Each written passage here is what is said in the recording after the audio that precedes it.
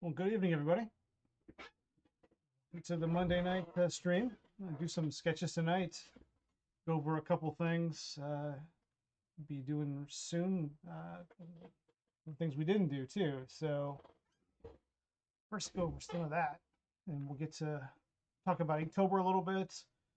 Draw a new GPK drawing today. I've got one slated up for probably in the description you saw it. Twisted Tom uh, for today's not prompt. So anyway, let me camera going. Hey, how's it going?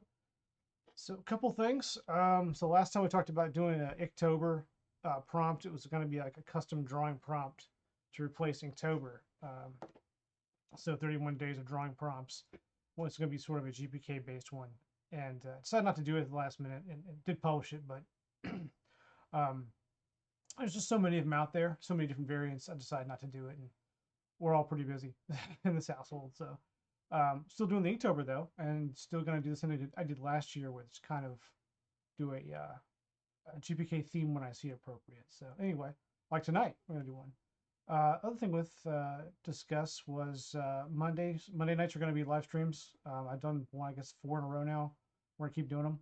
Gonna keep doing them. I think they're pretty enjoyable. I think some of you like them too. So um, and they keep me moving along on new projects. So I'm gonna keep doing those every Monday.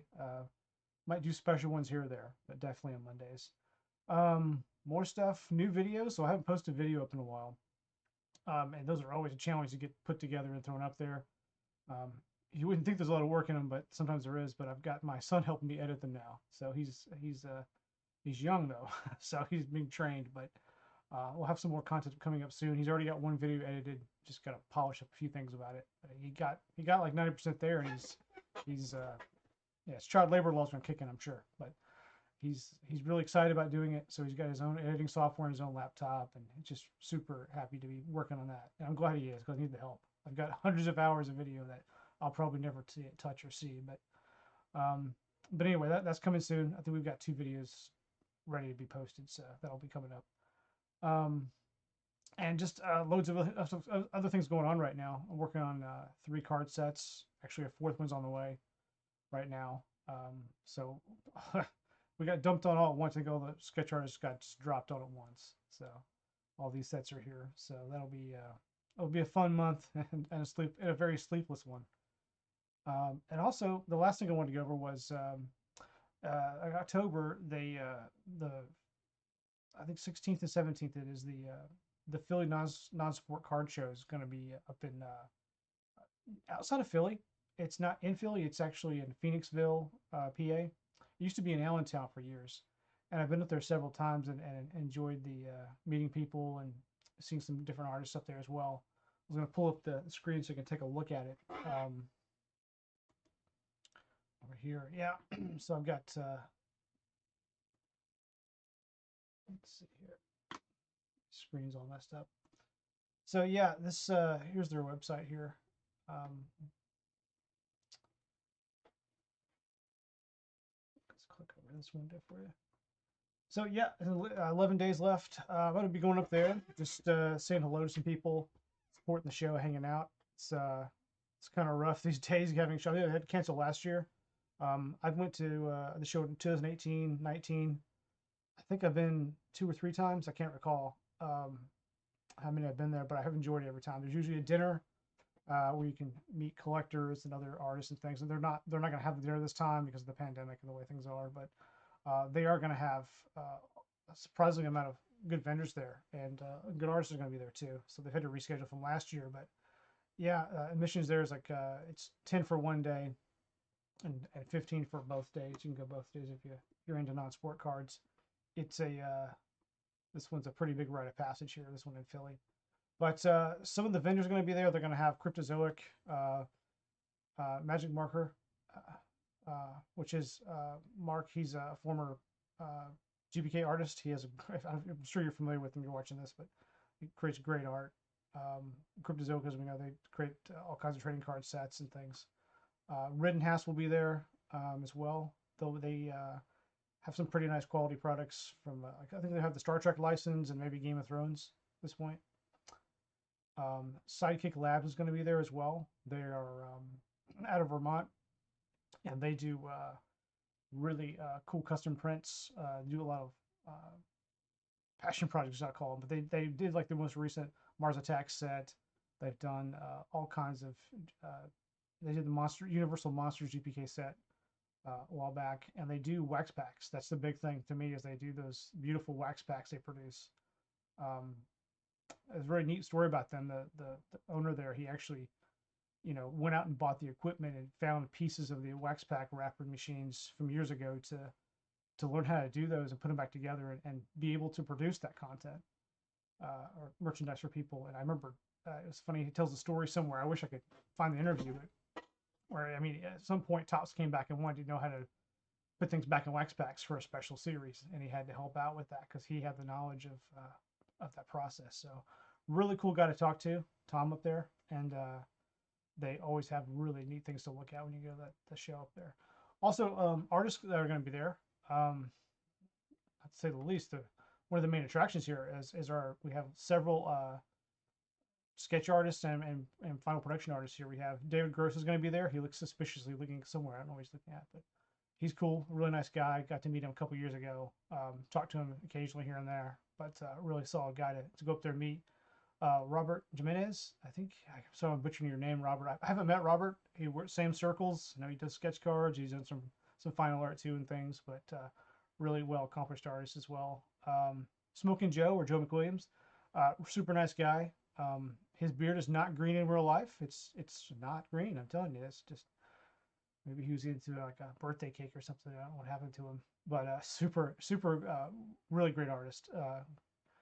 And he's a super nice guy as well. I'm glad he's out there again. I'm surprised they got him out. I think he's on the West Coast, so long distance for him.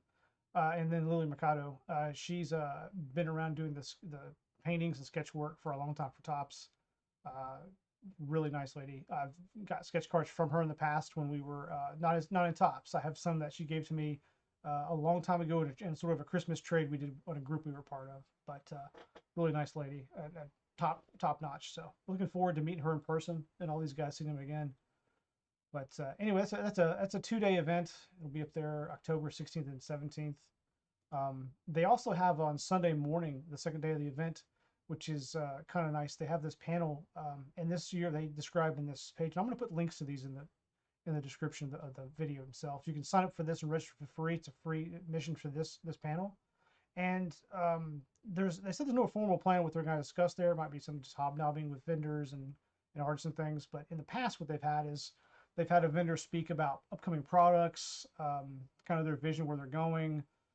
They receive feedback from collectors and answer questions directly, those kind of things. And same with the artist. I mean, there's been it's a Q&A panel with artists and things. So I assume something like that, kind of informal, but during these times it's kind of out in the open.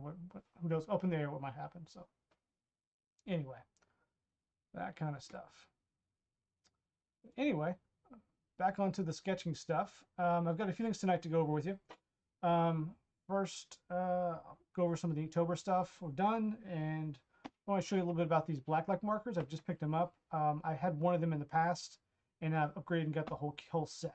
And I'm going to just tell you, I'm going to show you actually with the lighting what really cool. And I haven't got to use them a lot yet, just a little bit, since everything lately has been blacklight for me. So I'm going to try to show you how this works in just a few minutes. And I've got a few cards I use it on already, but that, and then we'll get right over to the sketch. So we'll start that in just a minute. Let me get situated. All right. So first off, with Inktober, for me, I've been trying to use a dip pen with this Speedball the super black ink. I love this stuff. I had to buy some new because the stuff I had was really crusty and it kind of dried up. I don't use it much. I use it in Inktober exclusively because it kind of smears if I use it with an alcohol marker. So I just try to avoid it, but I love the texture you get with this. This is old school inking here, so use that. And got two pens I use usually. I use this small little pen I use that I found in I think my parents' or grandparents' collection of pens laying around somewhere. I don't know. I recovered this somewhere, who knows where, but in the house somewhere that it showed up and has lived here forever. So, and then I bought this when it came with I think I bought the same time I bought the first matte ink I bought years ago, but got this giant stabby saber thing. It stabbed me several times. I'll just tell you. And I've got different little tips for it as well, but I primarily use this one. I may switch off and I used this one last night a little bit, but one's a little finer than the other one. That's all. Kind of can accomplish the same thing with both of them for what I'm doing. So far though, the first few days of Inktober for me has been crystal was day one. I did these crystals and they do glow in the dark kind of thing. I kind of like these. These are all right. Then I did, I guess for suit, which is I did a suit of armor theme, thinking of did the Mandalorian sort of really quickly.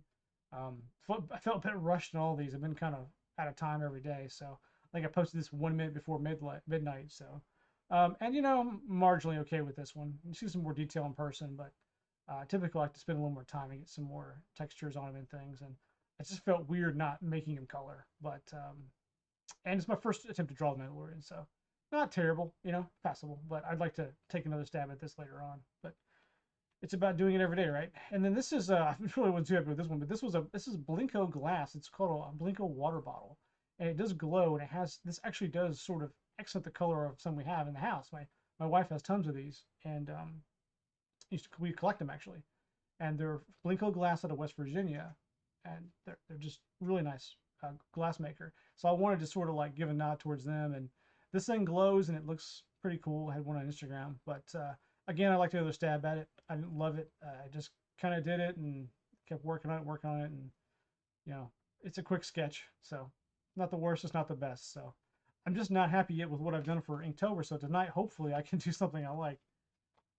But I've got plenty more chances to do some more cool stuff. But anyway, before we start that, I want to show you these touch markers. So touch is basically a competing marker, alcohol marker for light Copics, and they're made in Korea. I've had the flesh tone set before, and I've used it in a set where I ran out of Copics, and I had them on the side, and I'm like, well, I'm going to try them out, and then I needed them, so I used them in a set of GPK one time. They were great. But I went back to using Copics primarily, but I do use that green. I think I used it in one of the Slimer sketch cover we did a couple weeks ago, and the 124. I had a hard time getting this marker or the refills for it at a reasonable price, so I just went ahead and bought the set, and I think I paid like 35 on Amazon for these, which, you know, it's not cheap, but it's not the worst either. It's reasonable. It's probably, which you probably pay more for Copics, but the quality of these things are fantastic. I've not been able to. I've not replaced the nibs on them or refilled them because I think that they are a little bit pricey.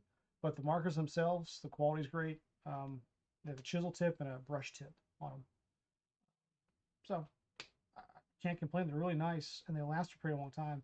I'm gonna do a little mark on here. I'm gonna kill the lights and do the black light, and you see how bright these things are. So I'll do a green right here. But I was super impressed with these the other day. I used them on the water bottle, and their pictures up on Instagram with that. Here's the yellow, of course. You can't see that there, but I might just do a line for some of these. Might be easier. Just wanted you to see these are really cool. There's a, that's a red, the pink, a red, and this is a another type of red, like a rose. It says. I mean, okay, maybe a fuchsia purple color, and this is an orange. So, and just to be 1-to-1 here, let's do marks on these. And nothing like anything special really. This is markers, right? Nothing really big there, but check this out just a second. Light over here.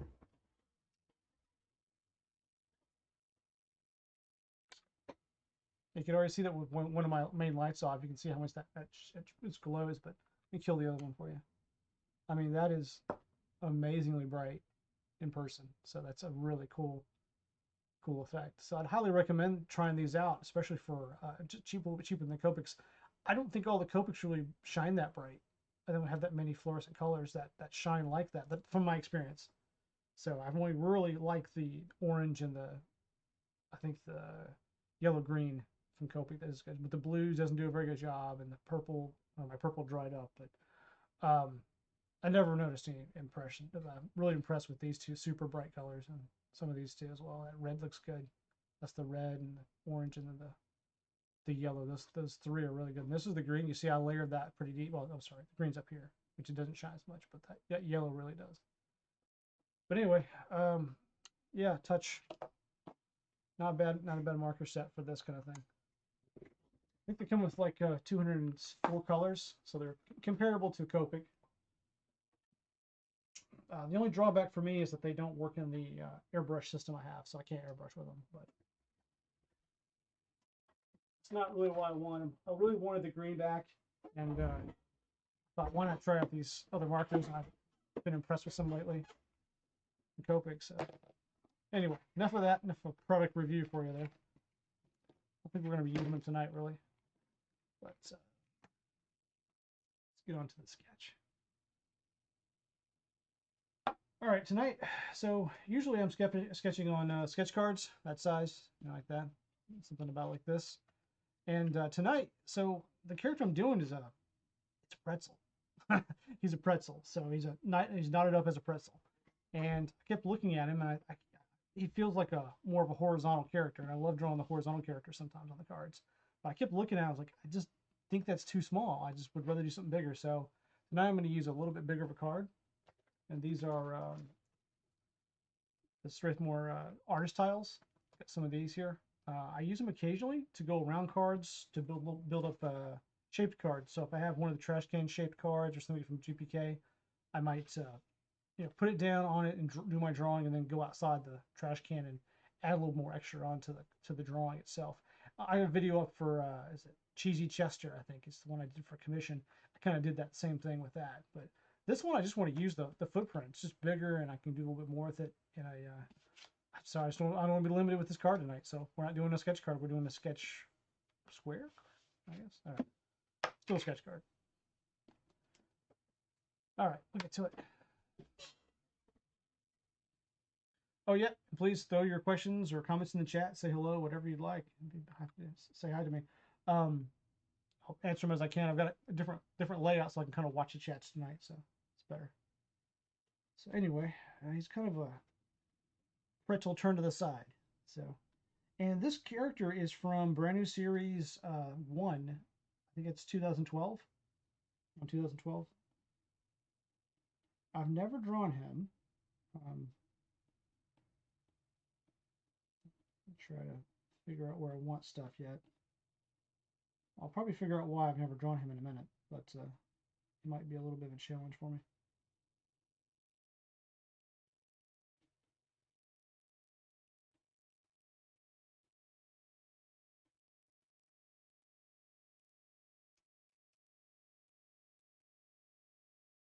His arms and legs kind of wrap around like pretzels, and he's got salt and butter on him and stuff. So.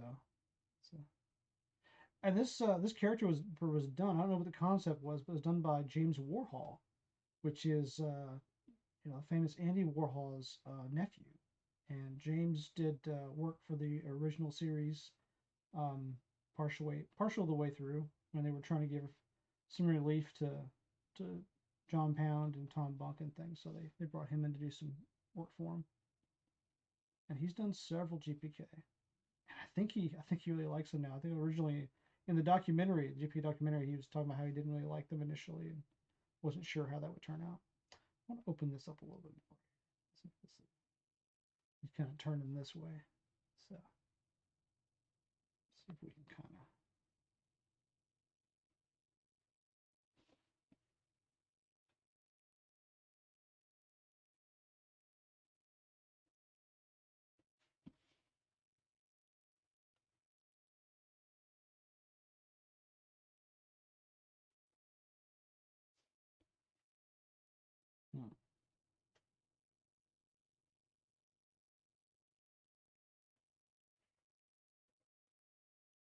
Get these lines going. See, he's got one there, and he's got another leg coming out down here. This guy's a mess. Open this up some more too.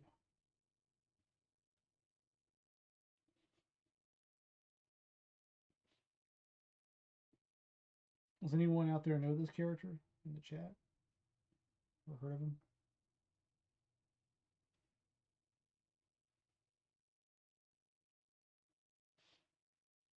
some here, some here.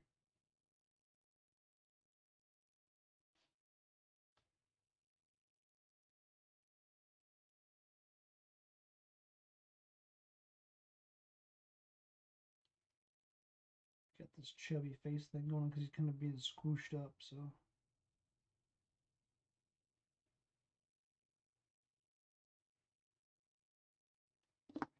Get that where I want it.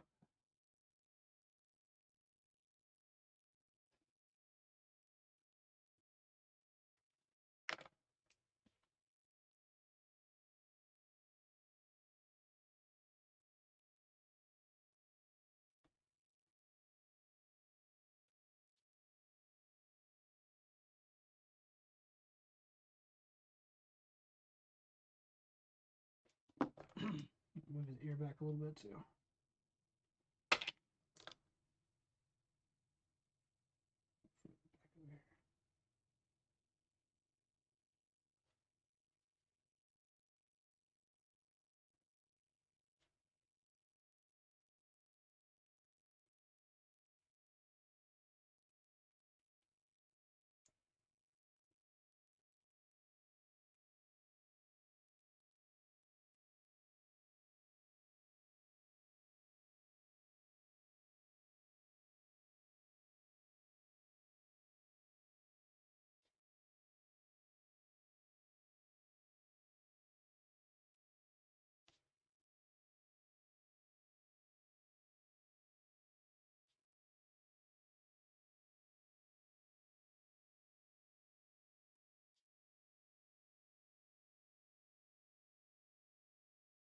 All right.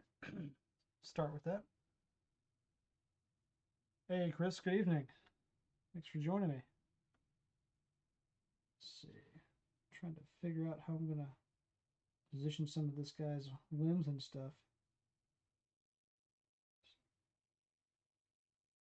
He's got a foot over here and a hand over there and just all kinds of stuff. All right. So this one, I'll bring him in a little bit more here. It's kind of a wide hand down here. I find myself tend to liking James's work a lot on the old school, and even of all the artists in some regard to some other works here and there. But it always surprises me when I find one of his. I'm like, oh, because there's not as many. It's just not as many out there in the new stuff, at least. Let's see.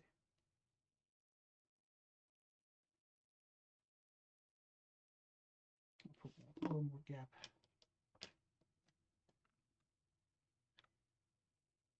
Is that Salty Sean? You know, I don't know his B name. It's Twisted Tom is the A name. I have to go look it up. It's brand new series, one, and it's card 32 A and B. So Twisted Tom is the A name. I did not look up the B.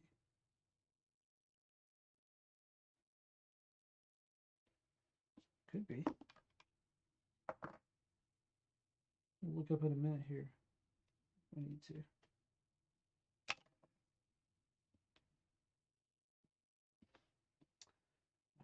See if we can get this arm shape a little bit better.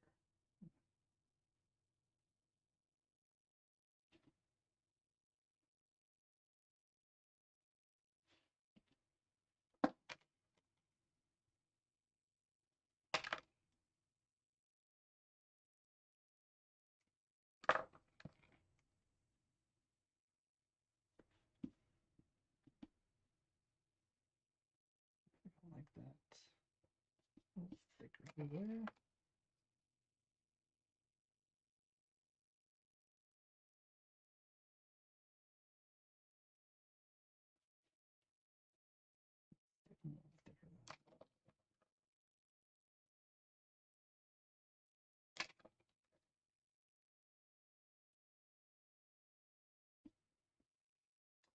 All right, let's figure out the.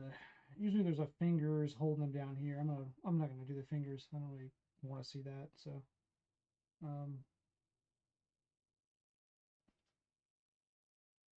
let's see. I want the shape of this to be a little different.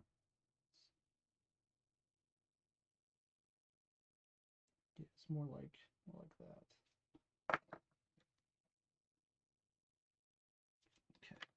Okay. You good evening, Patrick? Just lighten that up a little bit. Getting a little graphite heavy.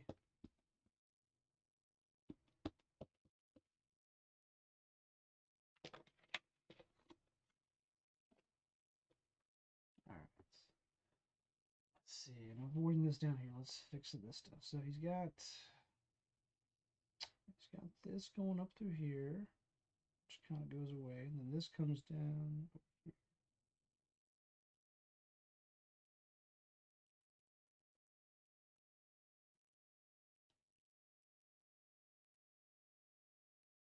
Like that. He's got a little tiny spot where you can see some background here, I think. I'm curious now, Chris. I'd like to know if he is salty, Sean.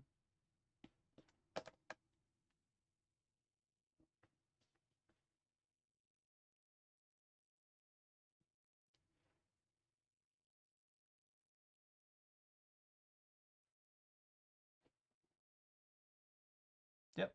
Cool.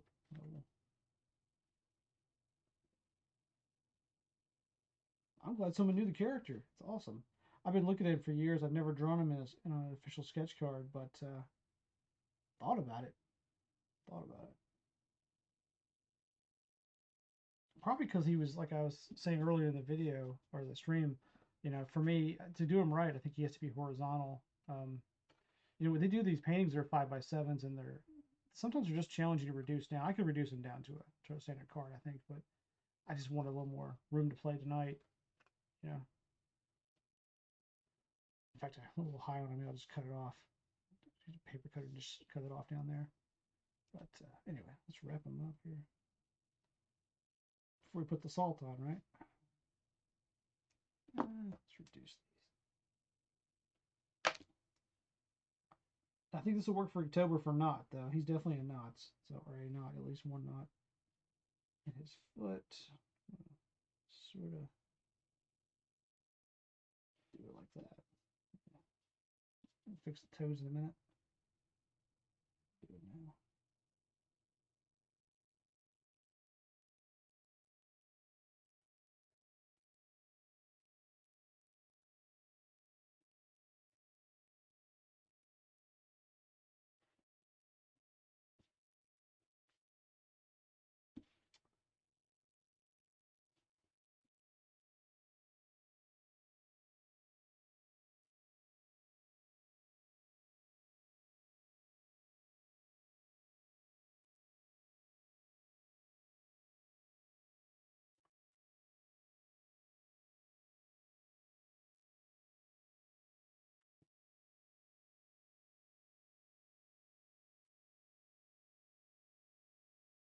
This guy's hands just kind of trail off over here.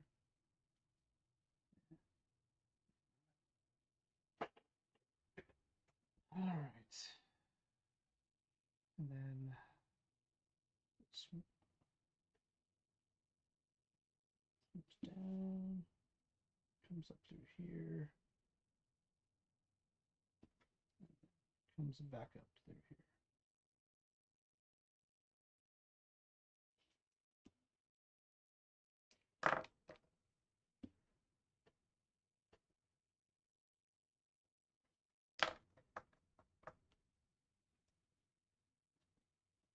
Very twisted looking drawing. All right.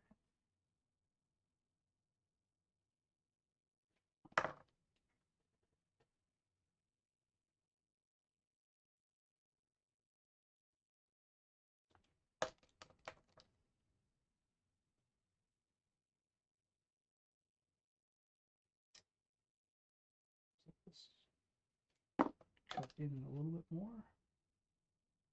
And I've got it up here. Give him a little bit more.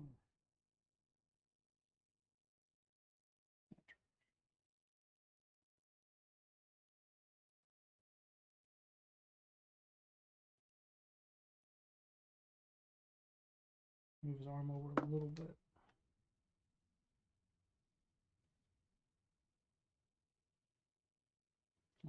cross over more.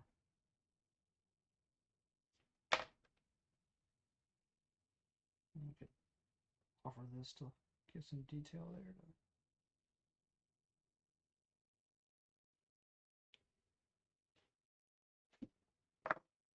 All right, getting there.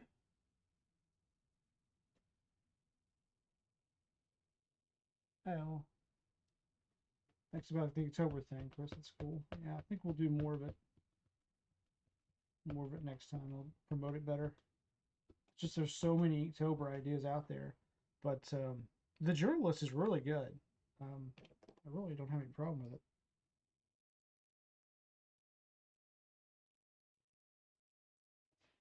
I know it helps people get back into drawing a little bit, or just keep them focused. It took me 2 years before I could complete Inktober because number one, that's when all the projects come. But number two, just not wanting to draw that prompt and be like, yeah, it's a pain. I don't know what I'm going to do for this or that. It's easy to feel that way. Let me bulk this one up some. But the first time I completed it, well, it was, I think last year I was able to complete it all. I really enjoyed it.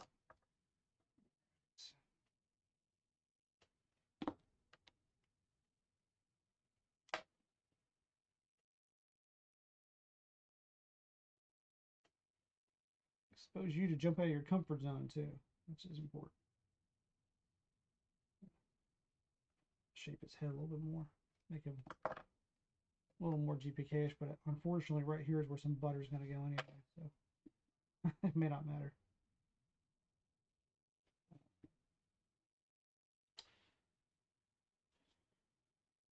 Check this nose out again here.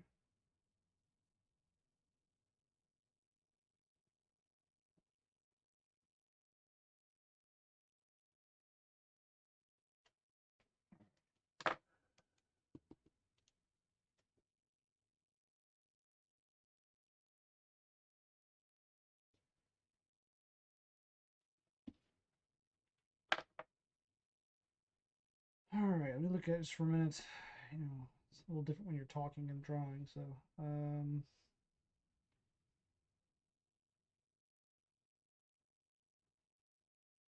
want these lines to be a little more fluid.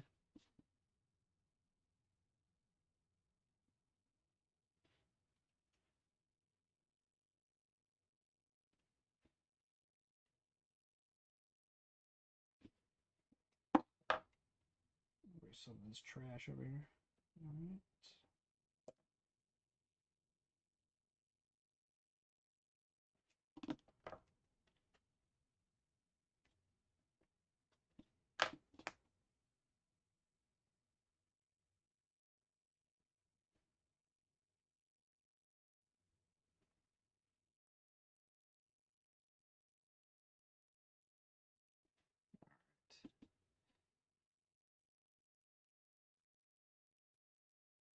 Let me look here.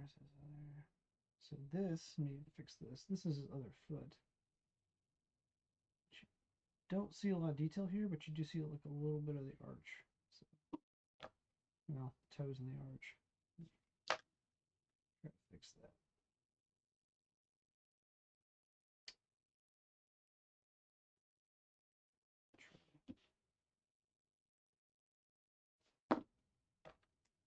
Just show his heel a little bit.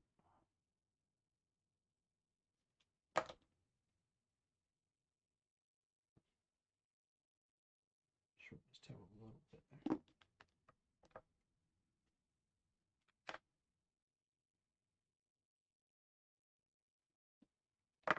It's not James Warhol, but it's getting there. Passable.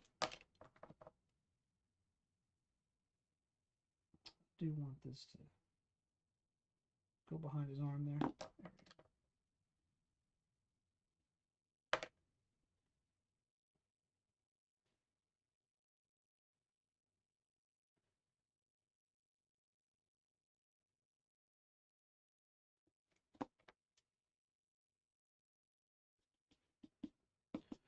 All right, I think that's just about ready to put some salt and butter on him here in a minute.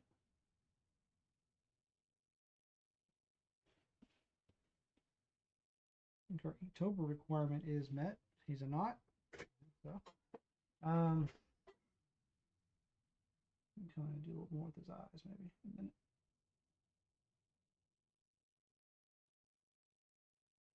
Here's one that's kind of looking this way. Yeah, like that.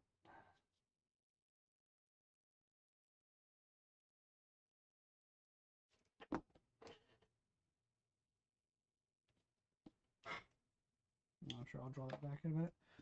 All right, so let's put some butter on him. So this guy's got butter all over him, pretty much. Got messed up again.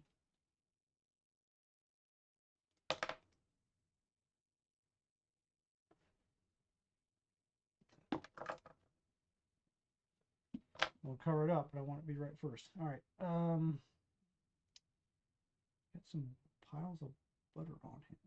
So, see how we can kind of pull this off. Let's just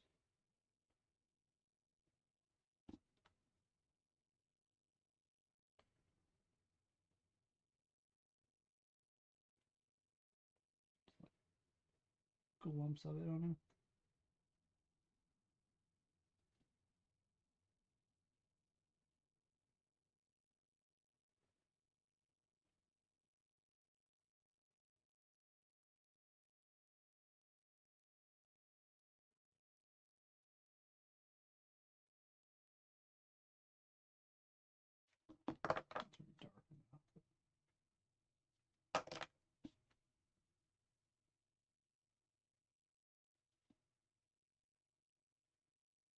Big pile of it here.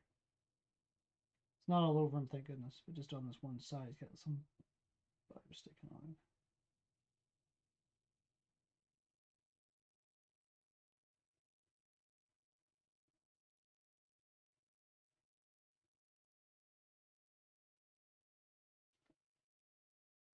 Okay.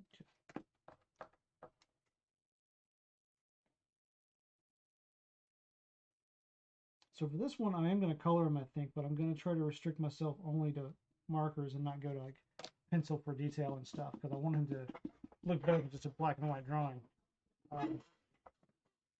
It'll all be ink, so you can do that in Inktober. You can go pure ink. It's in the rules. So there are already rules for Inktober, not many. I'll give him a little bit more foot there.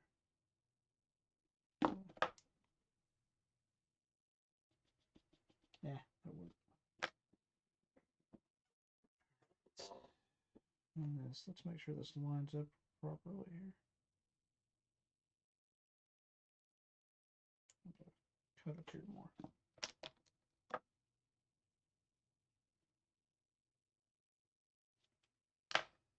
And what do I have here? Let's see.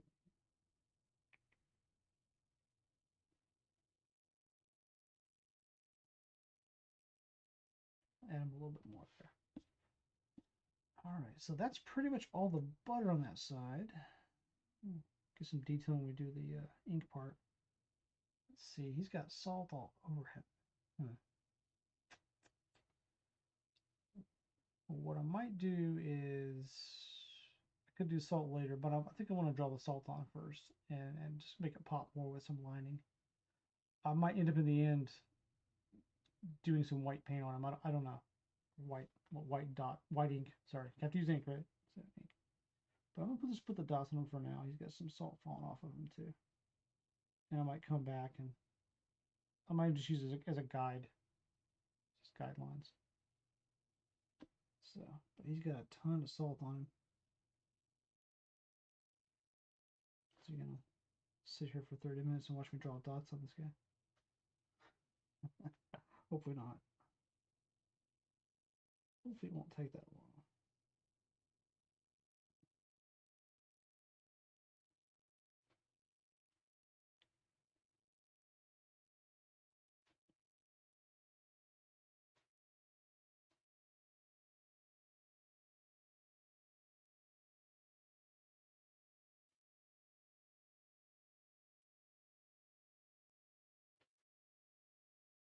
Hey, maybe we'll do a black and white and see what he looks like. See if we like it. This guy will keep it. I don't know. Like he's got measles or something.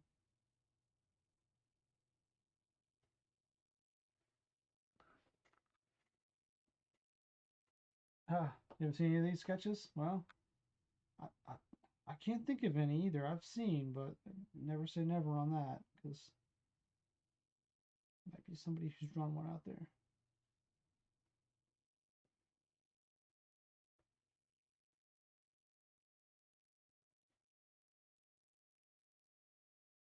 I know I haven't done them in a set. I haven't done them in an official set. Which I probably will now though. Next time I do a set, I'll do one. He is pretty cool. So some drops here. He's even got more though. He's got such a high density salt on him. It's just kind of crazy. All right, the face. It's got a little tooth there. Got kind of a chubby mouth. Ooh, there we go. And one thing I don't have on him, I need to tighten this up, is give him a little chin. If I can. Yep, just give him that. I think I'll just give him that.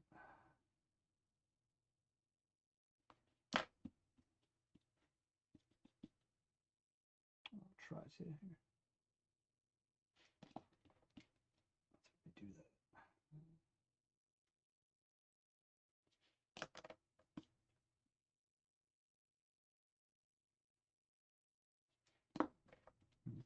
I don't like that. Let's see.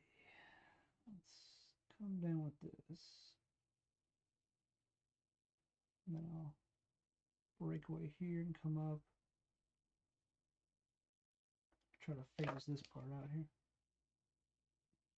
See if I can wrap his chin around that way.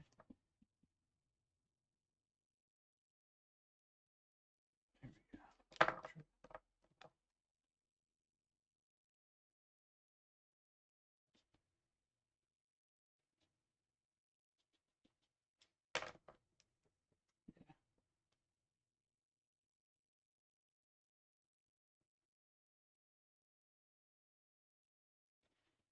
Okay. A little bit better. It gives it like a little bit more of a chin to him, which he's supposed to have. So. All right. Anyway, back to the salt mines. Let's get back to the salt. And some little ones here and there. A couple more over here. He's just got a ton of it on him. Just insane.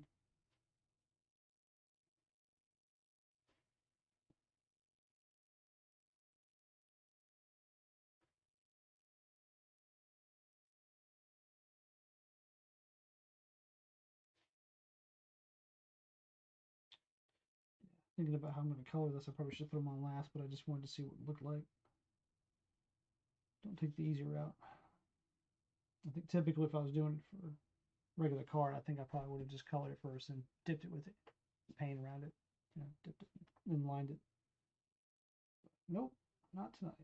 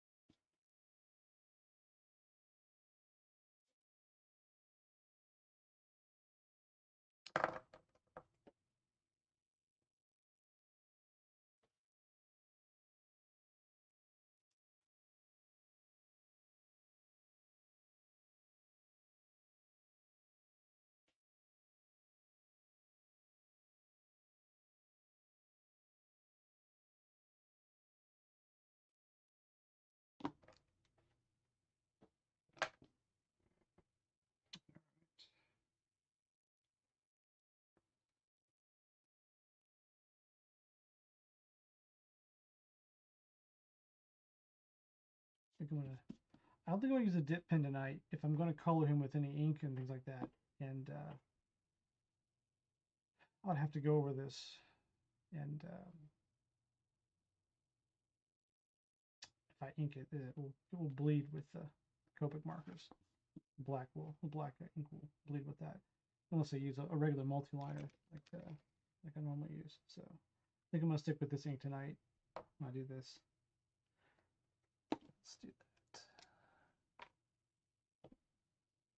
I think I'm ready for this. So go for it.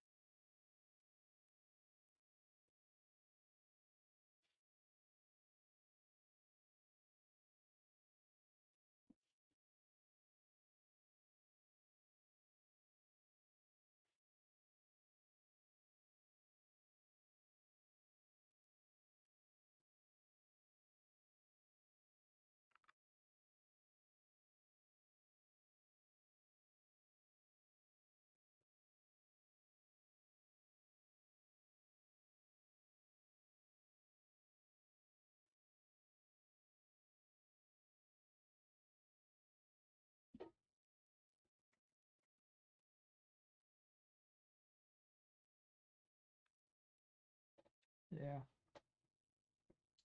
Yeah, you're right, Chris. People do tend to like the popular ones. I always like to rotate in when I'm doing some sketches with the sets, just some obscure ones because they don't get the love. You do the popular ones as always, but there's little challenge if you keep doing the same sketch all the time. So it's more interesting if you vary it up. So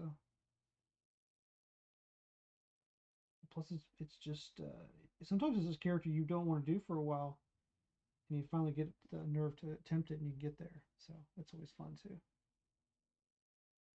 Yeah, it's a pretty awesome character. You think about the way it's, yeah, its design looks great. It's really really nice character.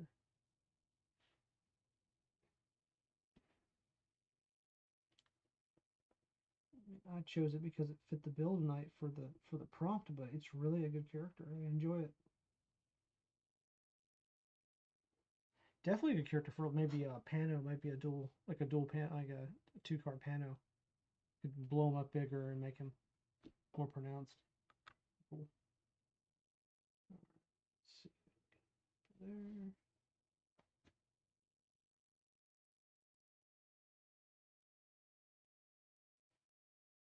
Keep that in mind for next time. Always looking for good characters to put on the Panos. And there's plenty of them. All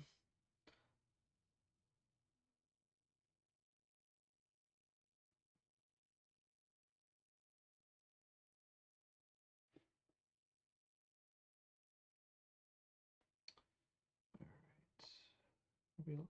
Maybe I'll reline this in later. But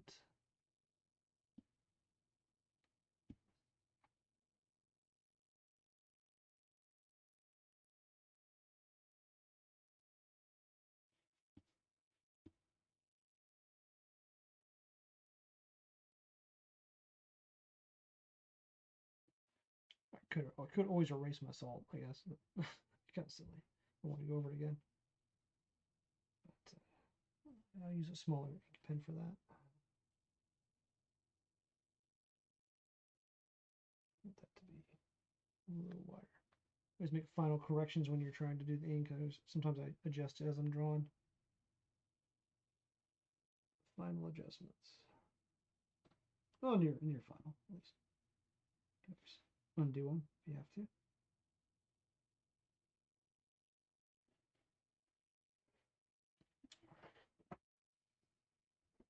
This guy's head. All right. What do I think about this ear?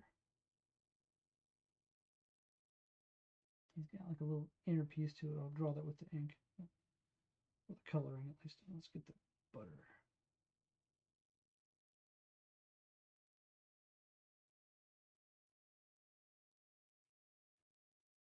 Yeah, not bad.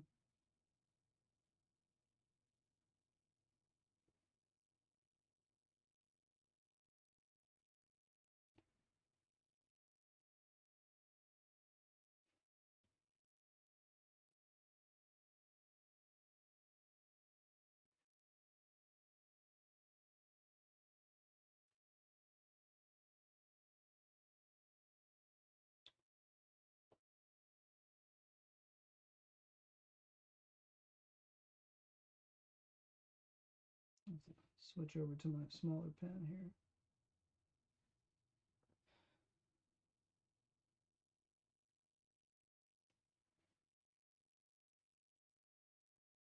You can do it with this pen, but it's just you have to pull off and be lighter touch.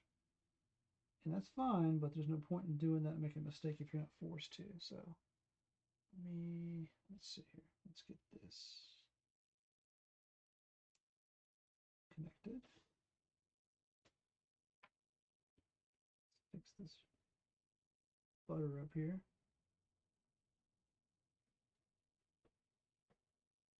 I might erase that later. Let's get the smaller pen and go to town on this salt.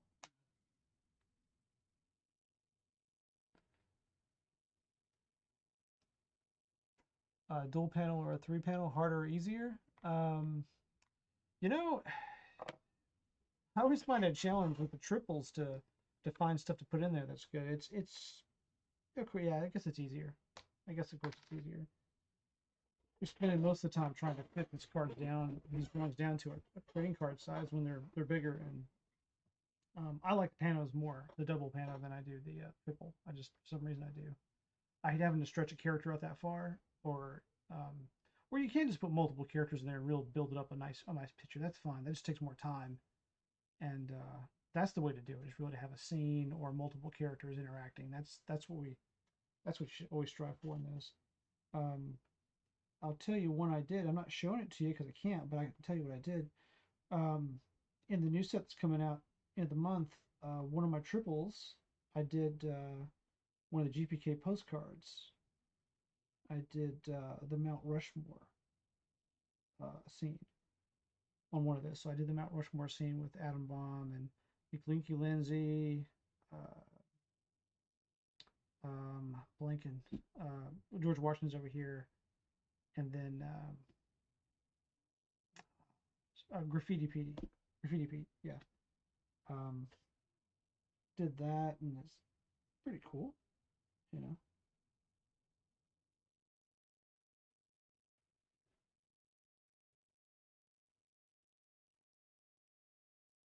I don't know. I just always have trouble figuring out what I'm going to put on there. I've been trying to do the back of the card scenes, doing more art with the back of the card.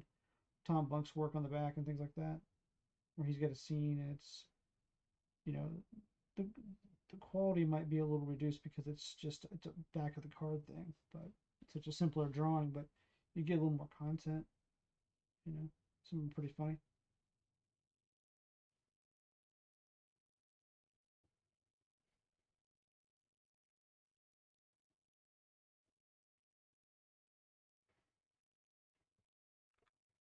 Yeah. Remember another one I liked? I think I did this in 35th anniversary was the Mad Balls card that I think David Gross did that one in a previous set, and I chose to do that one on a triple. I like that, but yeah, I guess I feel like the larger cards you just got to make them good. You really got to make them count because it's just, it's cool to be a bigger card, but more pressure on getting a good drawing on there too.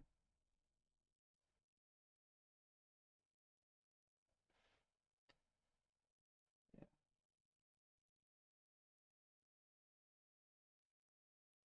I'm still going to consider these guidelines, these pieces of salt, because really I'm gonna color over them, come back and see where they're at, and probably hit them with paint. So again, I don't think I probably had to do it this way.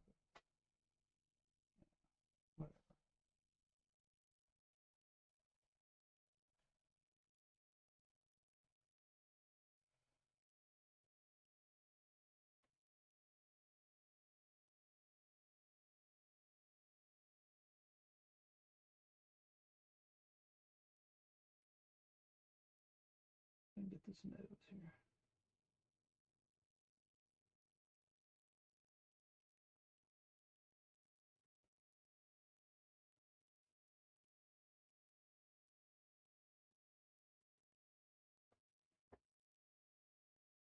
Get its chin a little more defined.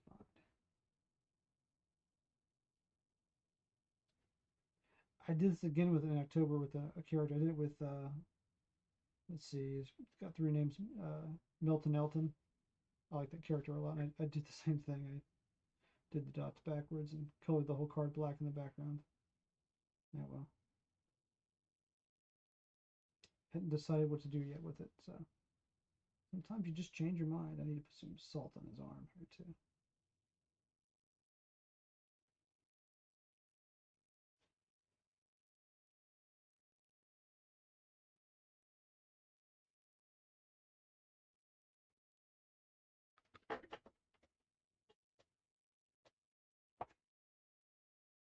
Yeah. I hope someone does pull it. I'll post it later on after a while.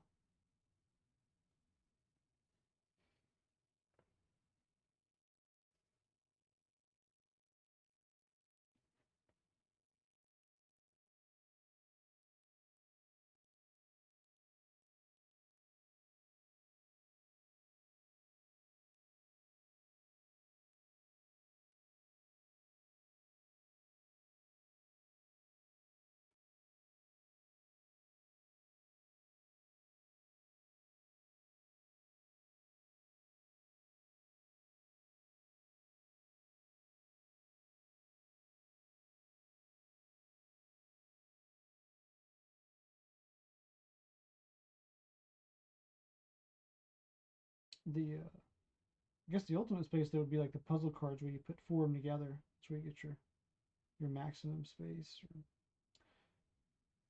I don't know.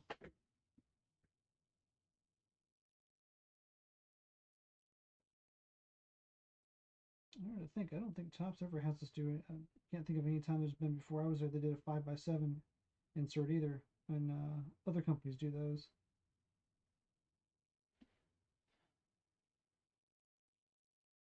Drawn some for Marvel stuff.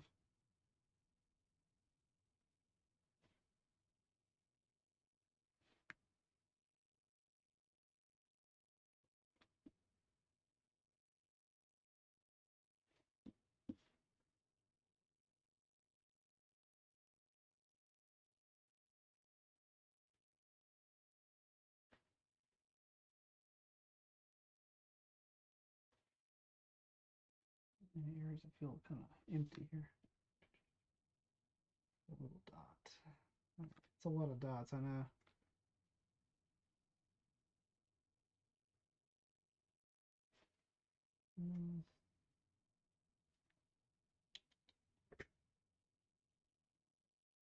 Scream at the screen like, you missed one, you missed one. Maybe.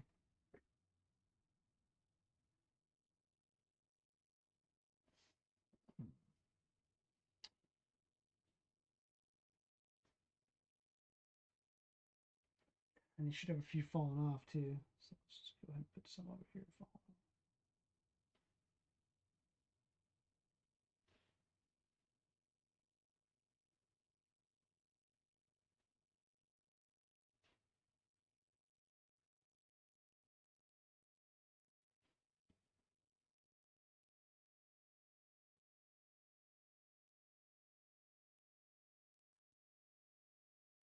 All right, fair enough. All right, let's erase a little bit here. Get some of this graphite going. Use a little plastic eraser.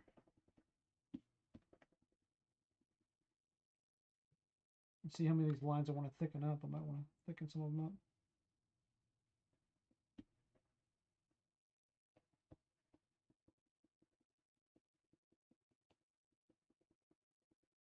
I hope the odds on the new set are good. I'm not sure what they are yet for pulling sketches and things and other inserts or chase cards, but you know, odds have been hard. I know the past few sets.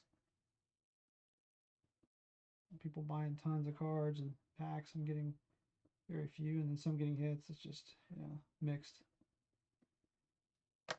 Throw this wire. I only ever pulled one sketch card ever when I was really buying packs. It was from Chad Sears. I pulled a Ashcan Andy Spacey Stacy. I think that was from the 30th anniversary set. I pulled that.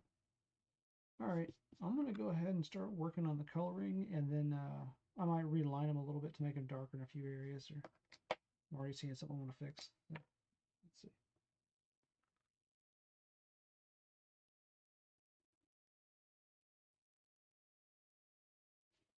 That's all right.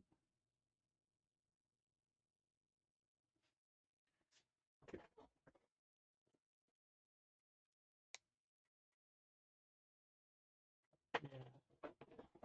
What do you think? Should she color it, or should she just go grayscale and black and white? Why don't you guys vote in the chat? I don't mind. We'll go either way with it.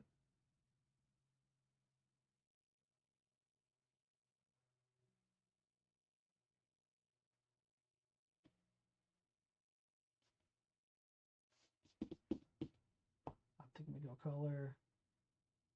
Let's see.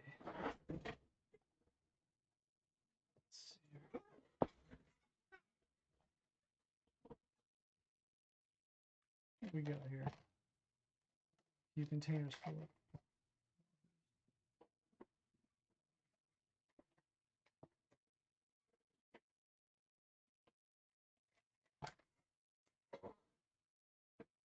Very light color, a little off. This is going to be our darkest. All right.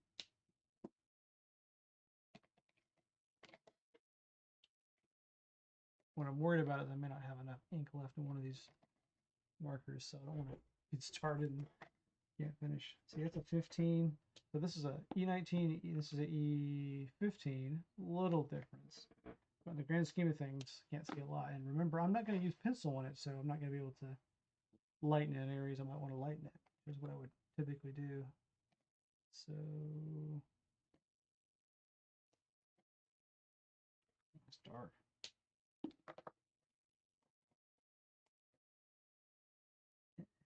Something super light. Here we go. E13. This might be. I might be able to make this work. What's the Barley 11? E11. Where's that? Here it is. Partial grayscale. I enjoyed color sketches as well. Color then. Well, either way. Either way. Color's a little harder, but you know.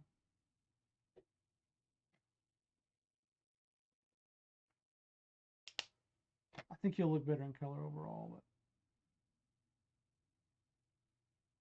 yeah. Let's see. So I'm going to hit the lighter areas I want to do first because he's got a lot of brown on him. He's really dark in a lot of areas. So I'm going to hit the lighter areas with this, and then I'm going to blend it later. So, because I can't really lighten it in post here with a pencil. I usually probably go with a pencil or a different color pencil and lighten them up, but I'm going to go with the lighter color here. A little accenty area here. And I'll do the dark around it and blend it together. There. Here.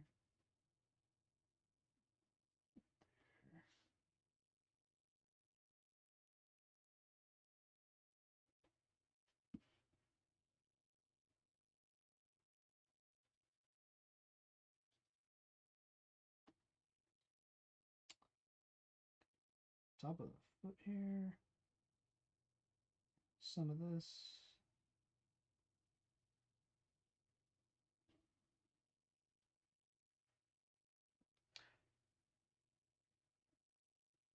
Chris, have you pre-ordered any of the new set coming out? The Goes on Vacation? I guess, or Chrome 4, either one.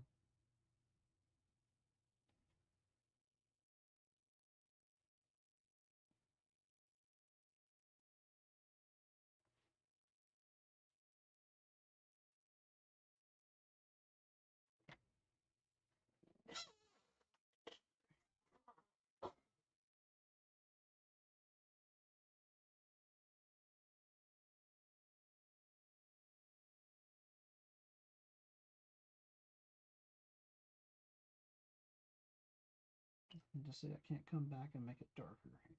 So,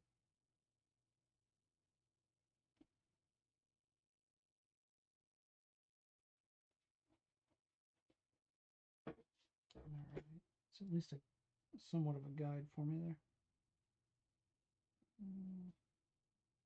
And the edges.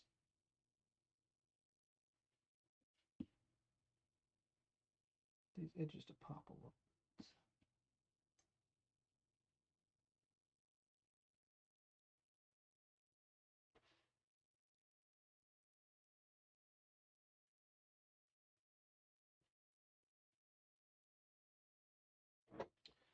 All right, let's get to it. So you ordered a hobby chrome and four vacation as well as a couple blasters. That's pretty good. That's pretty good haul. Yeah, it's about what I like to get to. I like probably will buy a hobby or two of the chrome and a bunch of blasters, and then I usually buy one hobby box of the normal release. So I'll buy a hobby box, and I'll open blasters. I'll probably keep the hobby sealed. I usually leave them sealed and put them on the shelf up here. My son can open them later on, I guess. He likes to open the chrome. He gets his gloves out and everything. It's a little dark. Like the tone, that's just the wrong color. Let's see. 15, 15. That was 19, 11. That's 15. There's 15.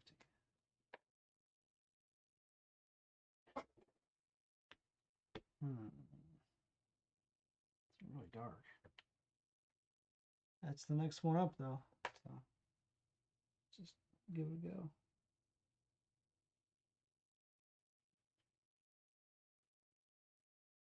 Ignore the salt.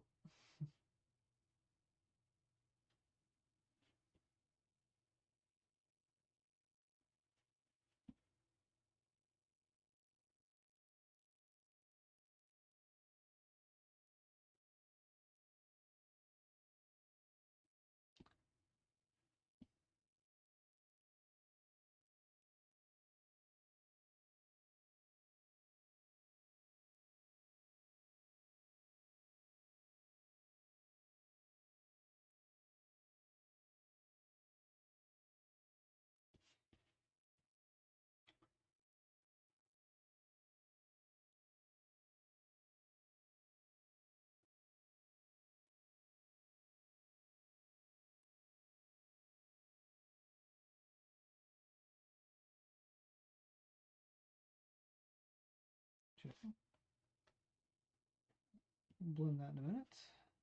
Let's see this.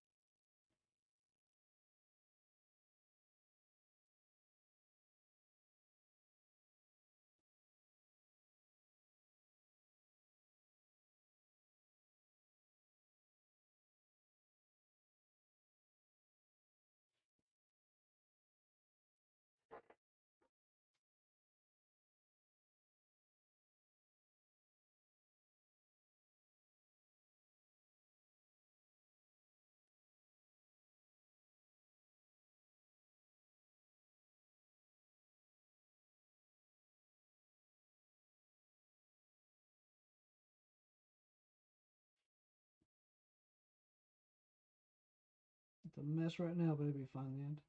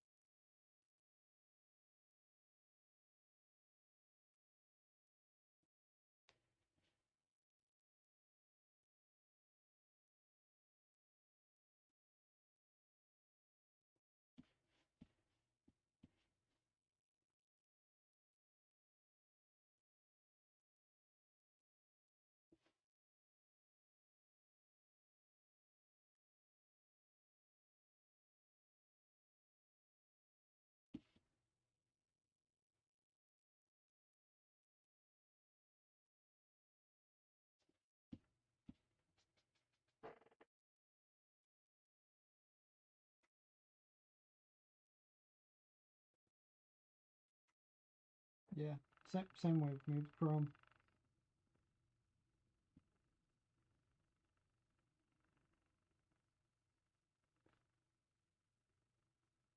We'll say the new sets have been really good lately. The characters have been pretty good. It's really hard to keep inventing new GPK that are still, you know, relevant. I think I colored that too much, but it's all right.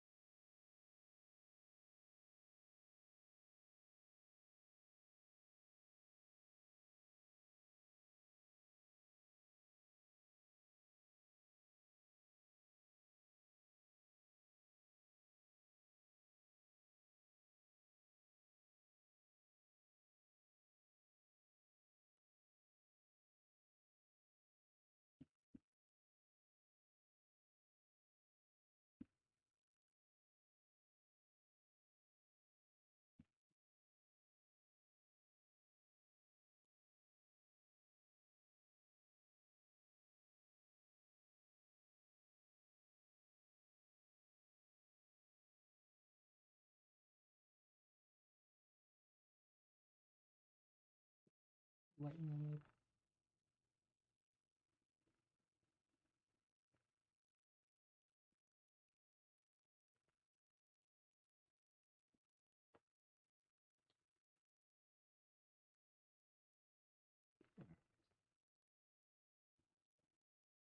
Almost ready to blend something here.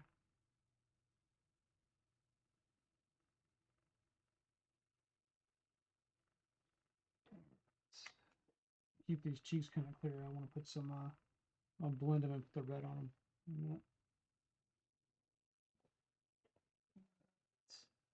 We've got red. Let's see. Wow, it's a lot of blasters to pull that. 2 sketches. Wow. What was that? 14. One 4-piece and 1 standard. Okay. Okay. Yeah. Let's say. Hoping you pulled a puzzle out of that. Yeah. Jeez. Let's get this guy's fingers too.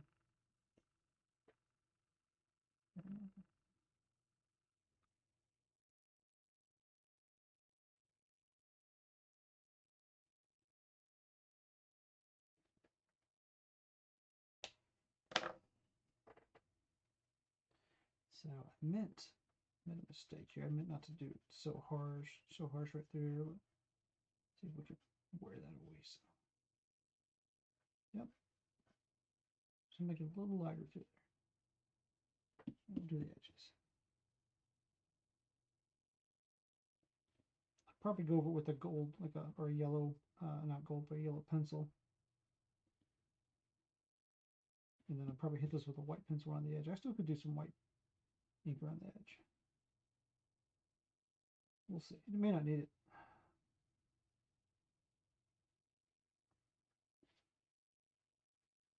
And blend like we never blended before.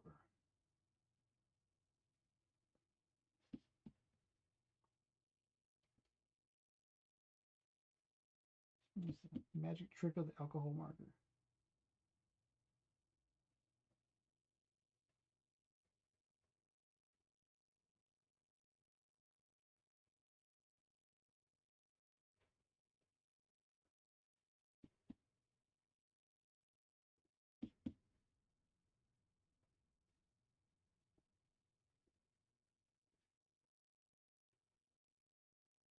This is an old marker. I think this marker probably is about 4 or 5 years old, so I'm a little worried I'll run out. But if I do, I have ink. I have some ink. Yeah, I do. Ink refills for it. So maybe I've, you know what, I probably refilled it. So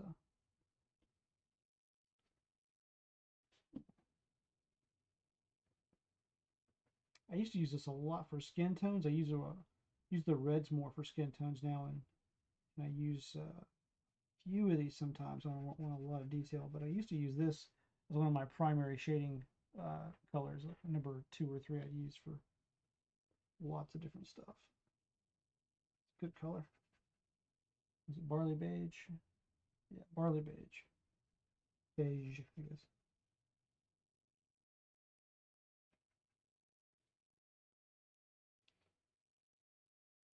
Huh, it's tan, you know, just tan, whatever.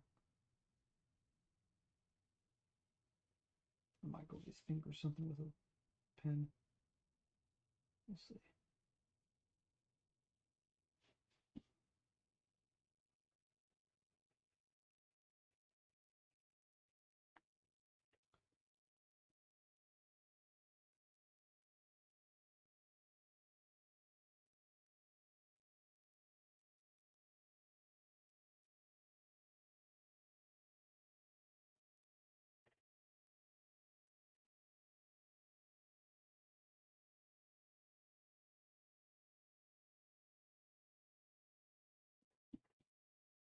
I think the 35th anniversary set was, from what I heard and what I saw out there, seemed to be the hardest one to pull in recent time. I don't know if Food Fight was as hard or not, but it seemed that way.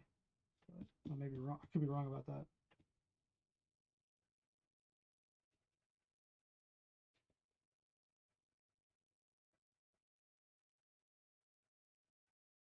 I wish they would go back to doing the dual artist panos. I did some of those for Wackies. I got to do a few of those for Wackies. It wasn't in time to do the ones for they just stopped doing it for the GPKs, the retails. But I did them for I got to work on the replacement ones for the 5th anniversary of Wacky Packages. I got to work with artists over in Europe, and we have one in Australia. So I mean, that's pretty much draw on one side, mail it off, and other person finishes it up on their side. But really kind of neat. Yeah, let's try it out, I think. So if it starts to dry out while you're working with it, you can wait for a minute, or you can just kind of juice it. It's just what it sounds like. Throw a little ink on it and keep going. This is the right one, right? Make sure. Wait now. Yeah, it's the right one.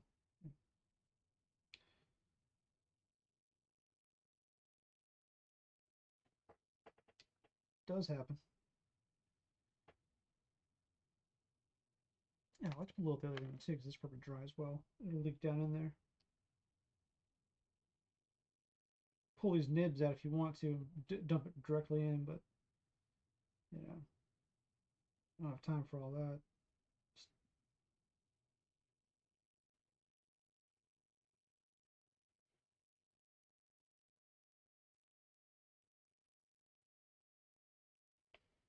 see how that looks. That's good. Enough to finish this. So there we go. Tell you that's an old nib on there.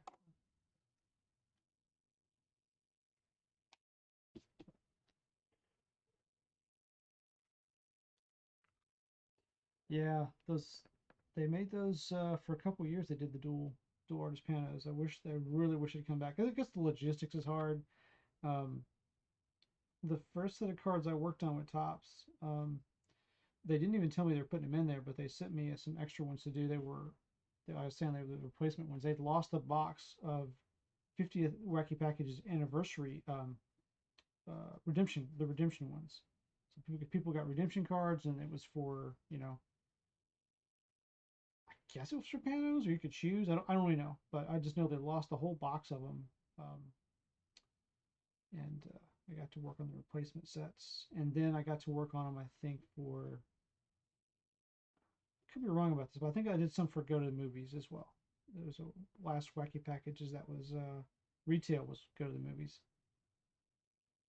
And after that, I think they stopped doing it because of the logistics and probably the hassle. And they figured they could make the same amount of money off just doing it the other way. But no, I think people would love it. Especially put those in collector's boxes. Oh, man, that'd be awesome, you know?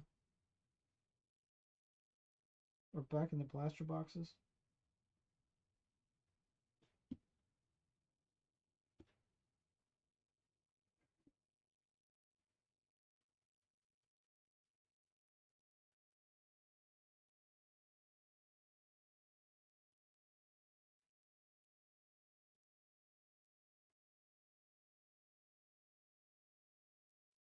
Well, I asked you that question about pre-ordering because I haven't pre-ordered anything. I need to go ahead and reach out and order a few.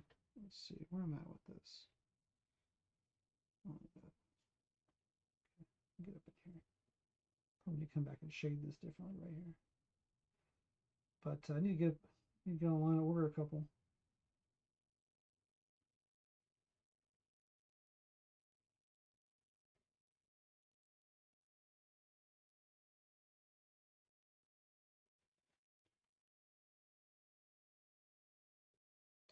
Chrome 3 is pretty cool. Now Chrome 4 I really like because Chrome 4 is the one I remember as a kid. More so. That's when I actually got some of them. There's some good characters in there. Yeah. Hard to beat. Hard to beat the original series. All right.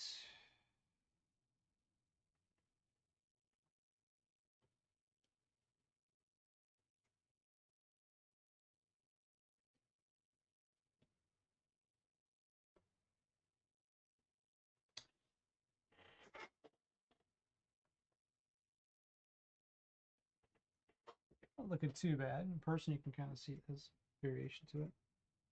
I'll put some darker brown in some areas and try to make it pop a little bit more in a minute.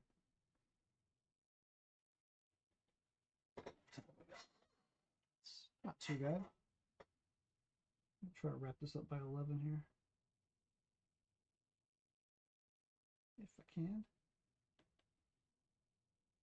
I'm going to go over this with this, and then I'm going to hit it with some red to do the little cheeks on him. He might need some more darker brown on his face here. Going a little conservative on this one.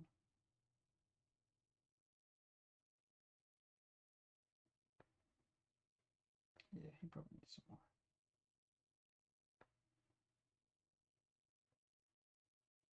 Make sure my marker's not out there. That's good.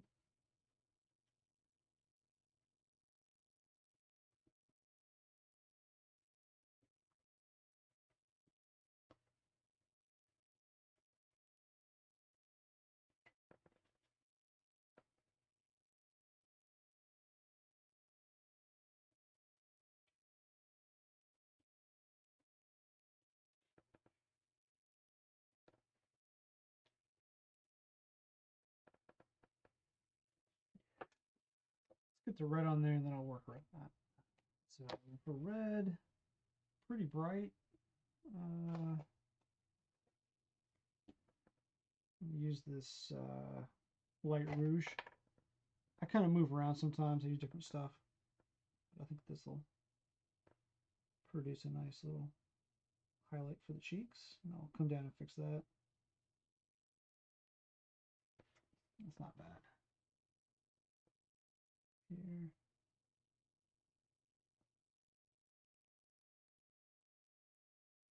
Yeah. Yeah, it's not bad at all. He's got blue eyes. I'll go ahead and do those. Feel like we got somewhere.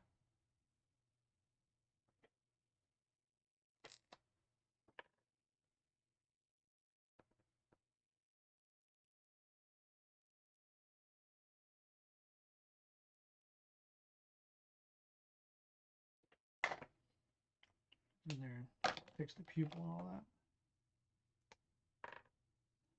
1 2 should be good enough.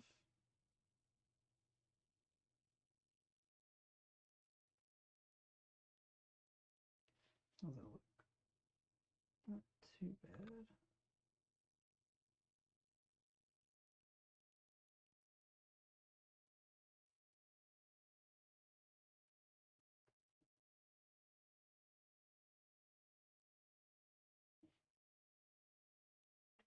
I want to add a little bit more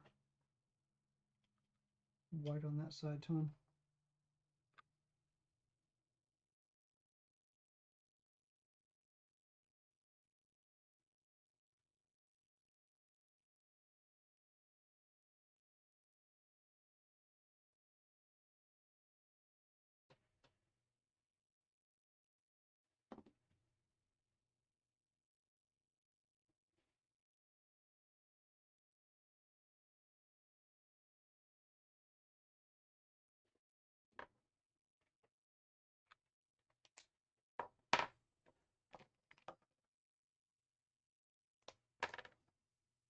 Fix the eye there a minute. He's got one looking kind of like back like this typically, and one looking over here. Put a little more white around that. I'll just dot it and see how it looks. Yeah, we'll see.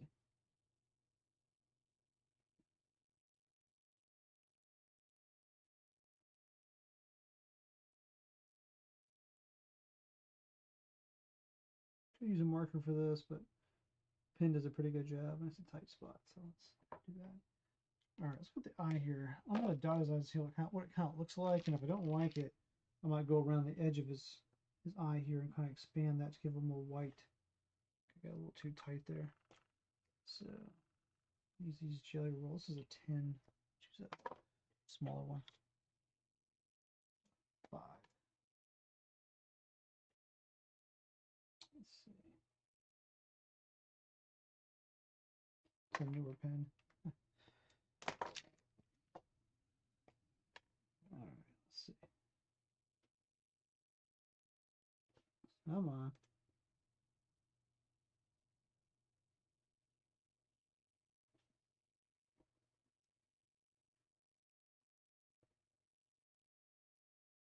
It's cooperating a little bit. I think I want to expand it.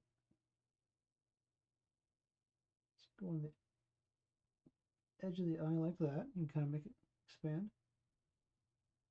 Try to reduce that.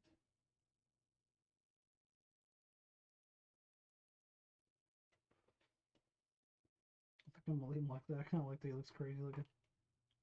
He's got one eye in the original looking up kind of, and he's got one going over. And I think I'm gonna leave him like that. I think it's funny. I mean, he's a pretzel, so.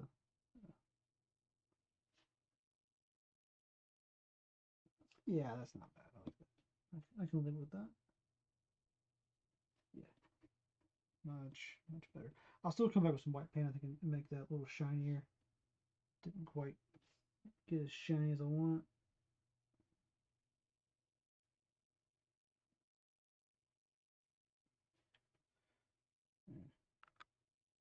Let's fix some of this color in here.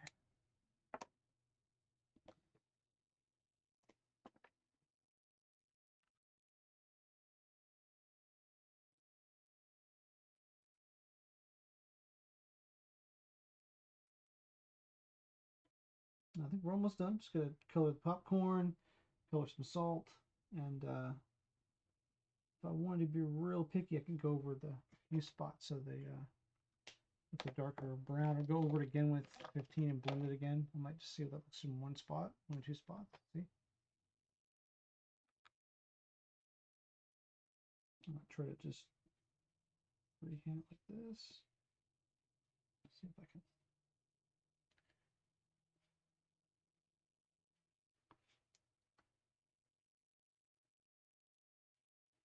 Not have to go back and blend, but I'm pretty sure I'll have to do like a little bit.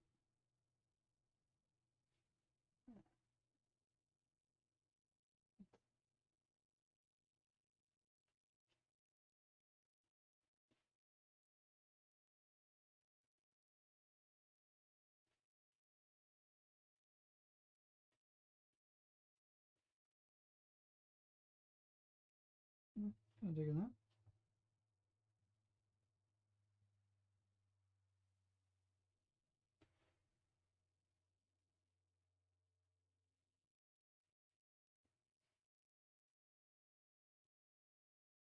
It's gonna dry a little lighter, but I'm digging that. It's pretty good.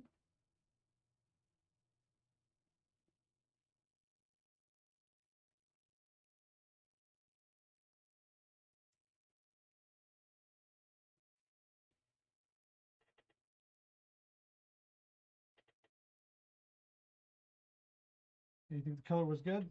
Thanks. Yeah. Well, I'm partial to black and white too. I think grayscale and black and white's underrated, honestly. Um, but so one thing, I've been looking at the original for a while before I started tonight, and just kind of mapped out in my head what I think I can do. So um, Inktober, yeah, probably, but I think he looks better in color. Nothing against black and white, because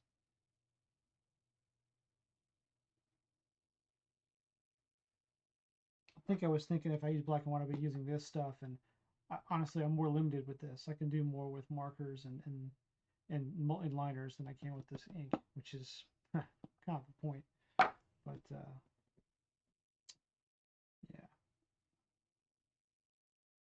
get a paintbrush with that, you can do quite a lot, but wasn't too sure about this one. So I'm gonna blend that out a little bit. The face. Let's see. Let's get a little bit more of this, and I'll blend it some.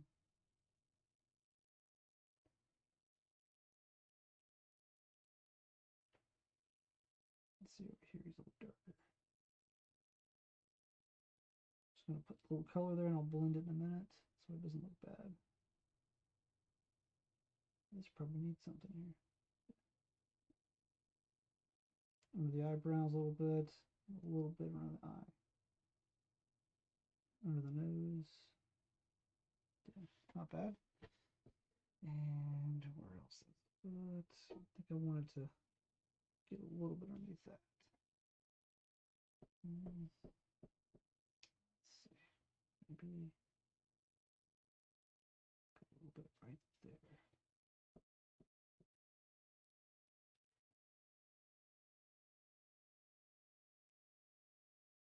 I'm gonna blend this. I just want a little more color on that side.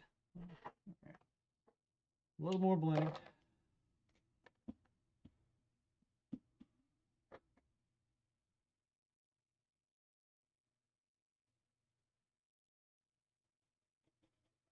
want this out of here.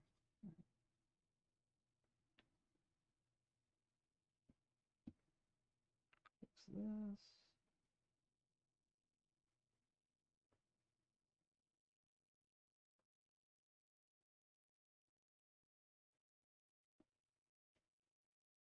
Better, much better.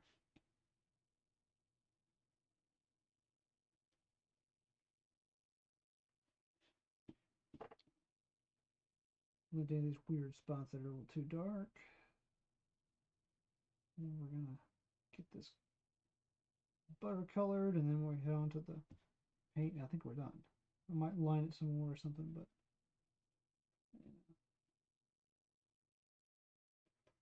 honestly, have to go work on another set in a little bit too. So.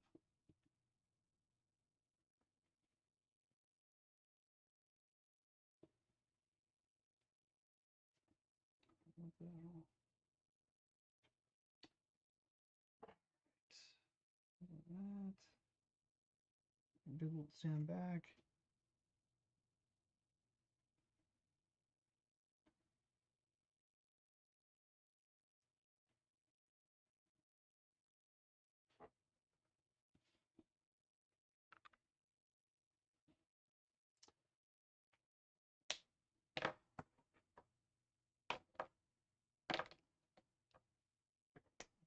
A little more under here.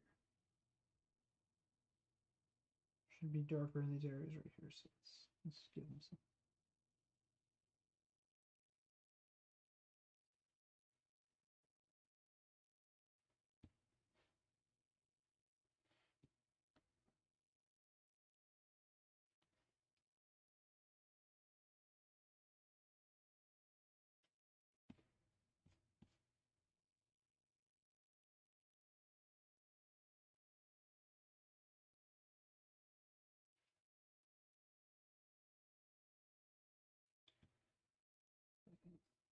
It's really light right here. Yeah, I think I can live with that.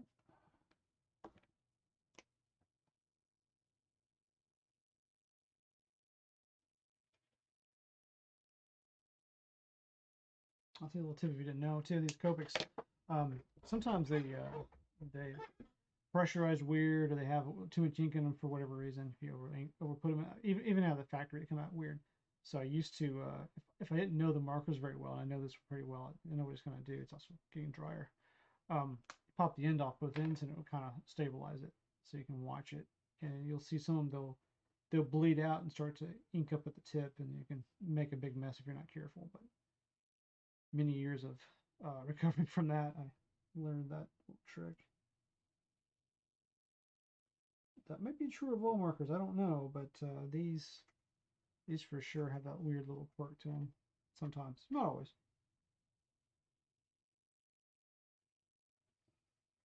The ones I have now, I know pretty well. I've used them a long time and trust them. But you don't want one dumping extra ink where you don't want it, like around the eye. Really hard to recover from. So,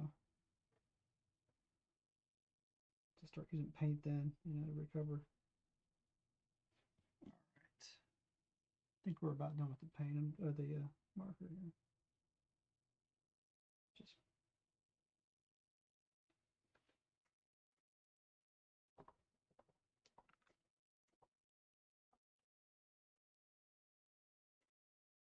yeah, yeah. I'm happy with the cheeks too. We could hit it one more time with a darker color, or go over it one more time too.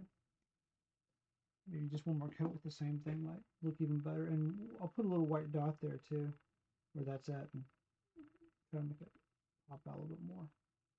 I don't know if that's doing a whole lot for it. We'll see. You can put up to about 3 layers of this before it starts to sort of just saturate and see how much went through already. These aren't very. I mean, this is Bristol board, but it's not the thickest stuff. It's definitely not sealed on the back. But I never care about that too much. All right, let's get to the popcorn. Let's see.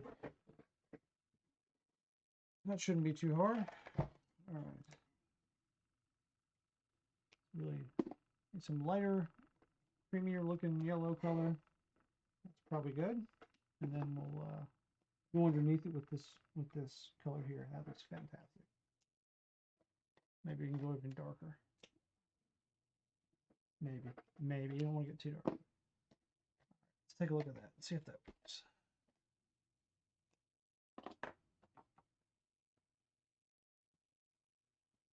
I was curious how well you can see it on the stream, how good the camera is. The camera's HD, but it has 4K capability, but I don't use it.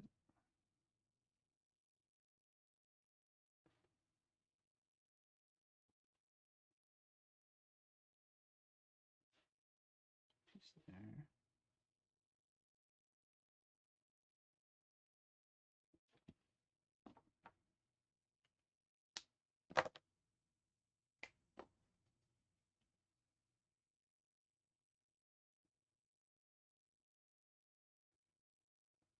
Yeah, I think I'll use the darker stuff. I want it to hit a little harder.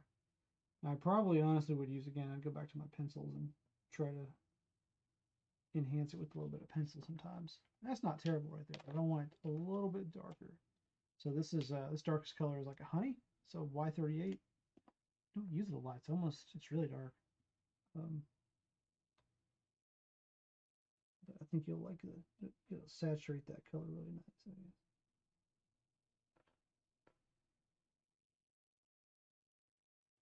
Go on the edges there.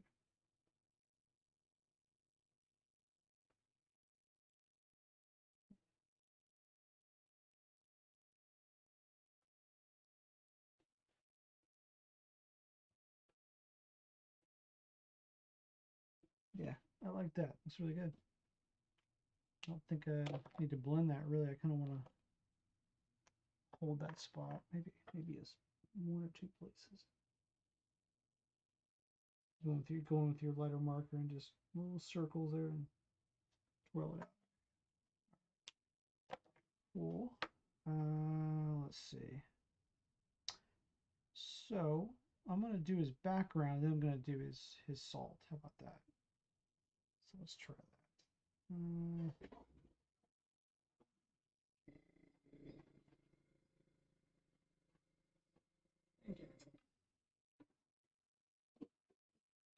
It's only like a purple, a darker purple.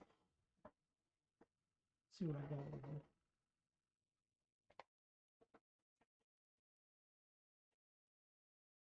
It's kind of light. It's a lot of background too. I might just kind of spray it around the edges a little bit and stuff.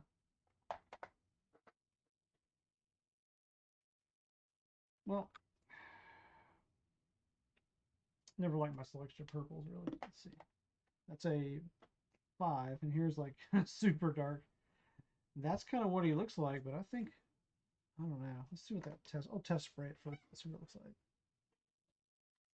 I think this is too dark, person. Yeah, I think that's weight. That's too much. Let's see. I could try this and see, and then we can always go back to the darker one if we need it.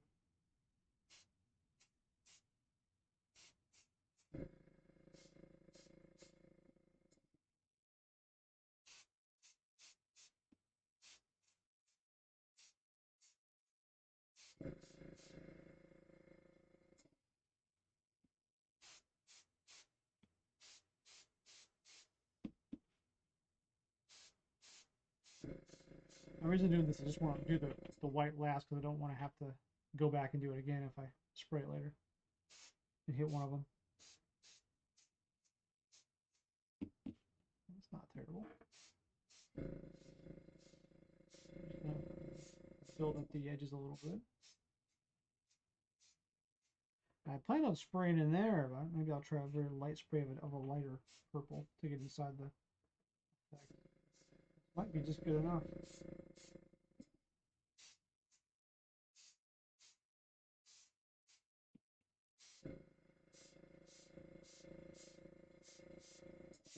I get too close to him. I want to keep that little white effect around so he's still popping. So it's not terrible.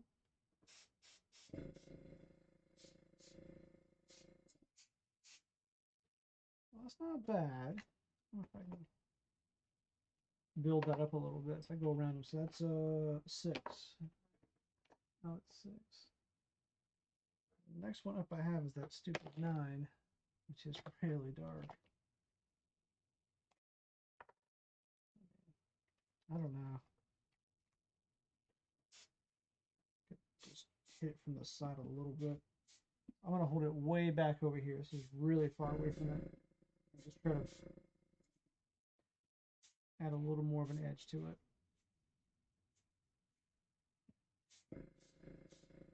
Just a little bit of spray on the side. It makes it pop even better. You get more of a gradient, which is nice.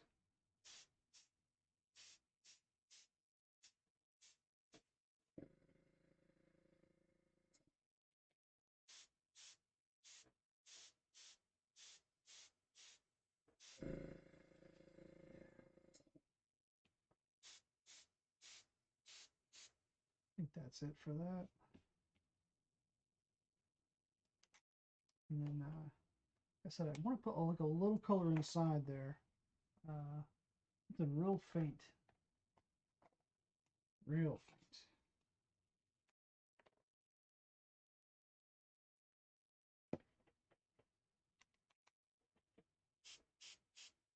Maybe too blunt of a color there. But see. So you don't get there and just barely tap it. I just wanted to put the give me too much white there too. I think that pops pretty well. Yeah, that's probably as far as I want to push that. So let's do some white paint now. All right. So I like using the again the jelly roll. I like these a lot, but we'll see. We'll see how they work. I may have to switch over and use real. I use this Copic opaque white paint. You can use anything, acrylic paint, whatever it is, acrylic based, I believe. But I bought this years ago thinking I needed this, but still using it. Use whatever you want, really. Yeah, the trick with these is to spin them up so they get enough, like they're coming out well. So I'm not too worried about the outline on them. We'll just, again, I use that just as a guide. If I don't fill it all in, you can see the edge still gives a little bit more pop there. And get his arm going. So that looks looking pretty good.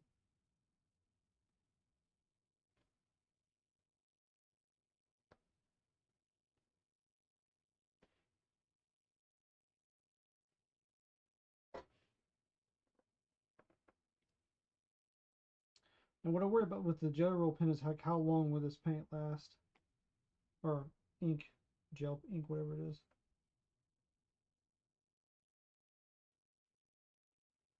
I've never seen it like get old and fall off or anything, but then again, what's the lifespan of a sketch card? I don't know. We'll see.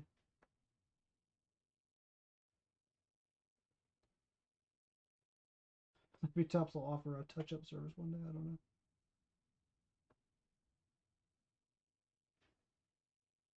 Probably not.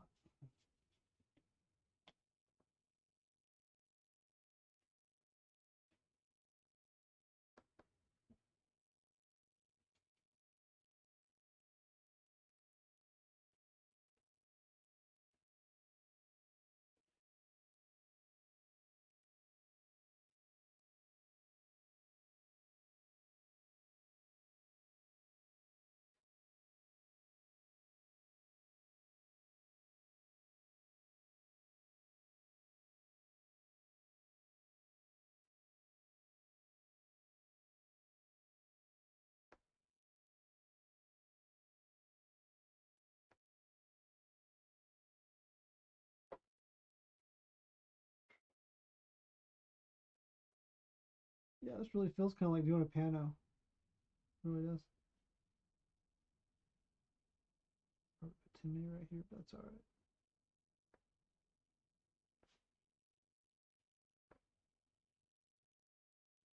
No, I won't highlight his cheeks with this because I want it to pop with the salt.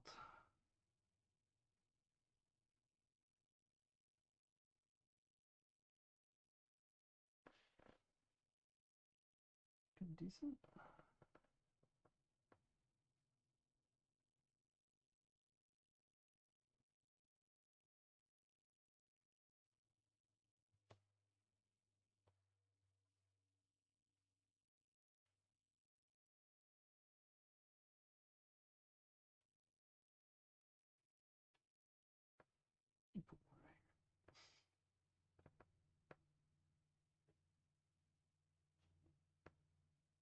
Try to stick to the plan here. Let's see. I know I just jumped around here everywhere, but I'm trying to keep my hand out of rubbing any of them off or bumping them.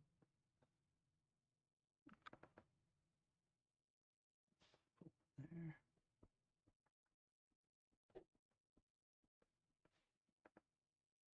Miss his chin. No.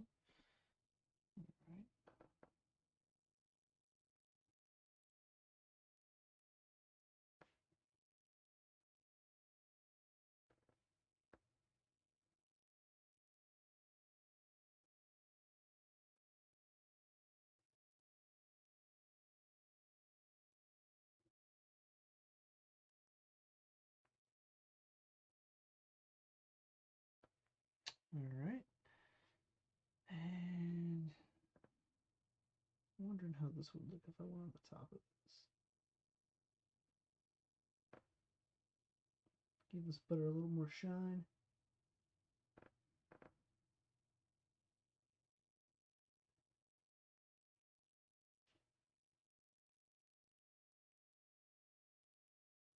Yeah, that's a good idea. All right. Let's try the eyes one more time. This pen seems warmed up now, so yeah, that's good. See any? I missed two up here. If I missed them, it's where they broke off, right?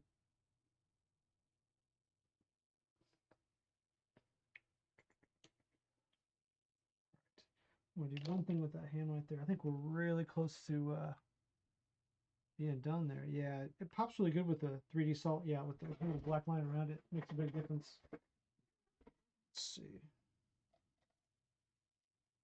I used to do with all my skin tones. I used to go highlight around the edge of the faces of a normal face with this, not this one, but like a colored, a tan colored pen. It gives it a little more pop. I'm gonna do it to these fingers though down here. I want them to look a little more finished. And then I'll try this since I can't.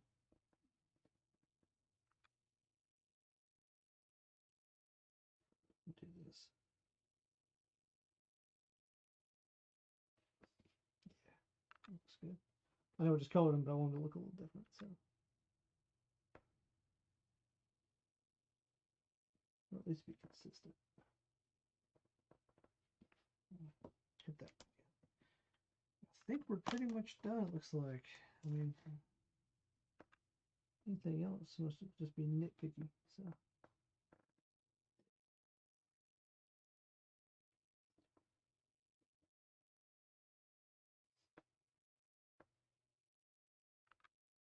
Well, there we go. Inktober, and there's my knot.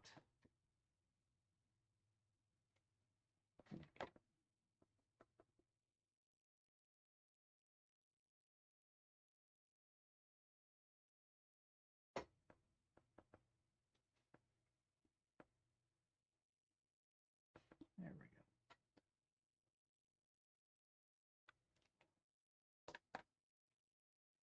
go. Can't help myself. Let's do one more thing. Use like a little bit of orange on the bottom of this to make it pop even a little bit more. If you're gonna do it right.